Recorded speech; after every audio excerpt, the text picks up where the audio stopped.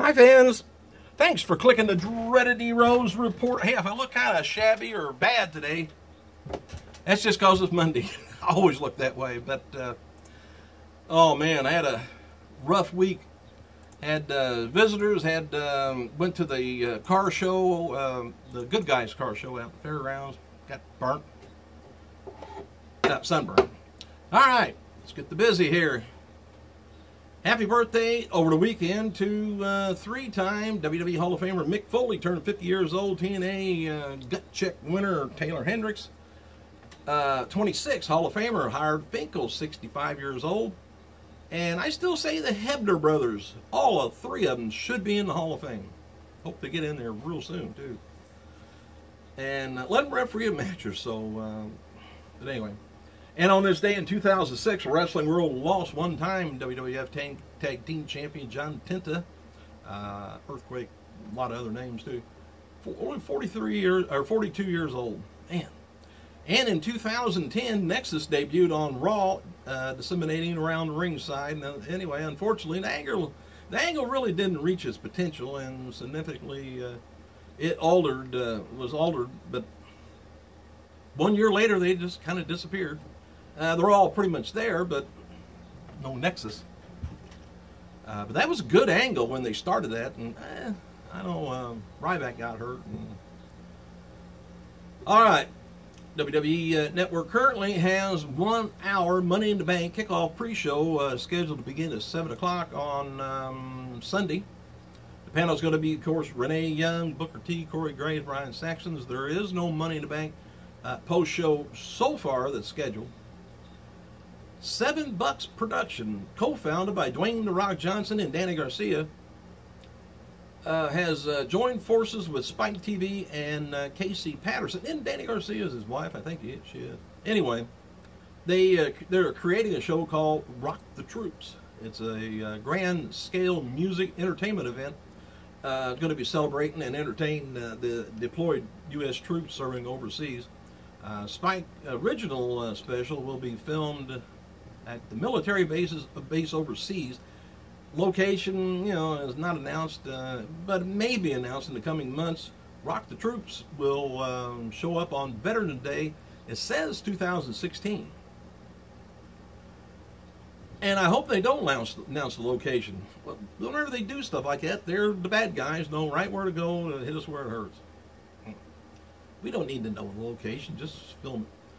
Star-studded event will feature live performances and headliners from the world music, movie, comedy, sports, a lot of things like that. Now, we noted before that even though he signed a new WWE deal, Samoa Joe was still going to be teaming with AJ Styles to face Kazarian and Daniels at the 20th Ring of Honor TV tapings in New York City.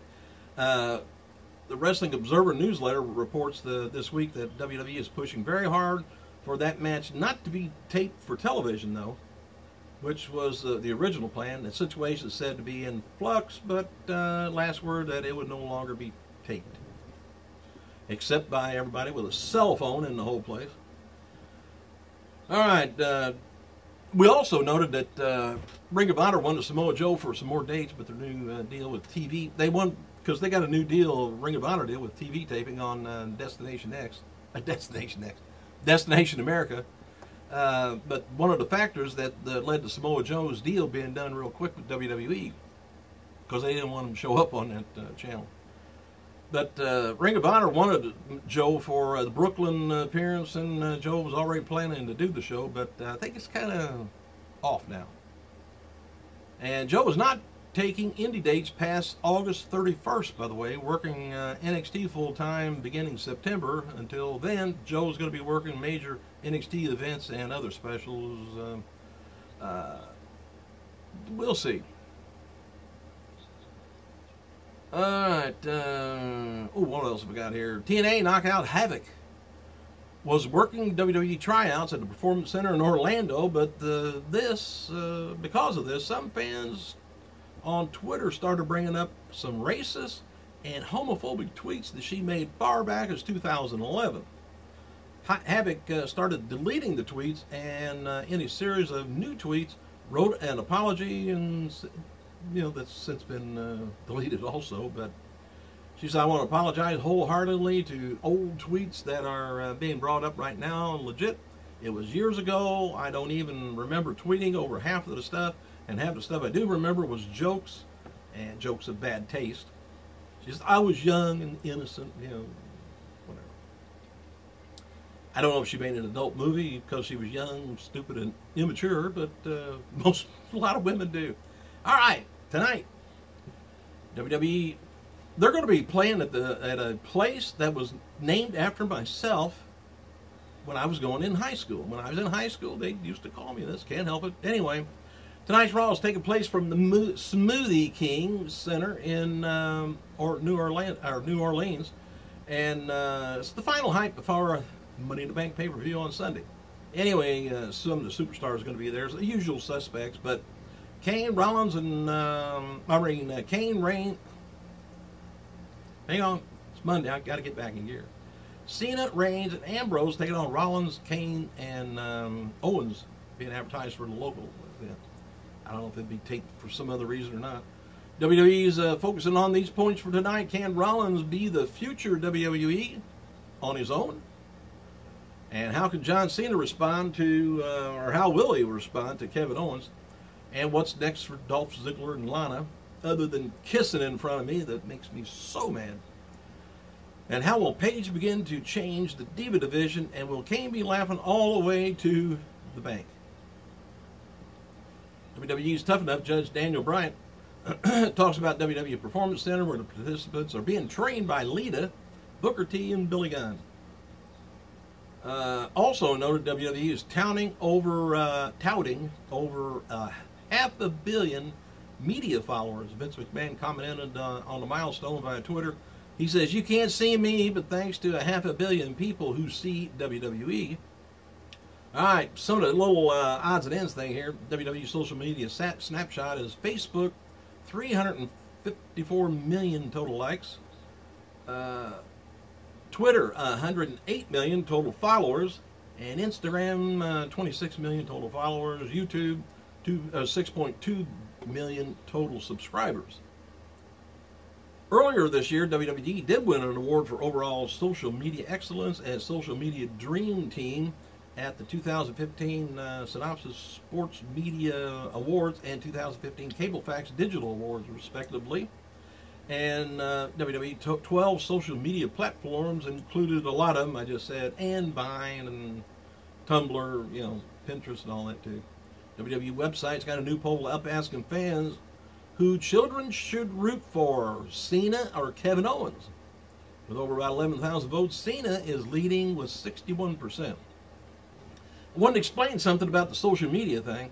If you had, I'm just picking this out of the air, if you had 200 million following you on Facebook and 200 million following you on Twitter, those 200 million people on each one of them are probably the same people. So actually you got 200 million, and which is great, but you don't have 400 million. Just saying. All right. NXT announced, by the way, Becky Lynch is going to be back in action on this week's episode. She lost to NXT Women's Champion Sasha Banks at TakeOver. Oh, WWE also made a big update on their As Seen on YouTube section. If you go to that, let me know what it is. I haven't watched it. All right, there's been many rumors about the WWE Hall of Fame being a physical place, not one that's in the air on social media or whatever. Anyway, over the past few years, I think I reported back in 2014 via New York Post, NBC Universal was considered a physical WWE Hall of Fame for Universal Studios in Orlando as a part of their pitch to keep WWE Network on the air. It was reported that Triple H had been very interested in the WWE Museum for the hall, and now there's new rumors of a project being hosted at Orlando area. Here's what's going on now.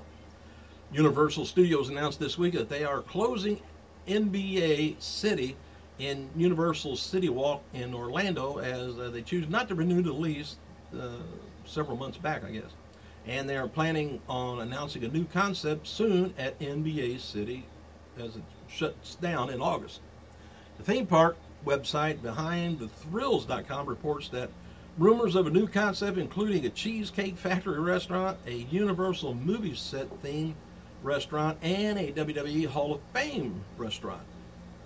And these are just rumors, but now it's kind of interesting to see WWE get back into the restaurant business. That didn't go over too good in New York, if you remember right, except they had people go in there and dance and tear up the place sometime.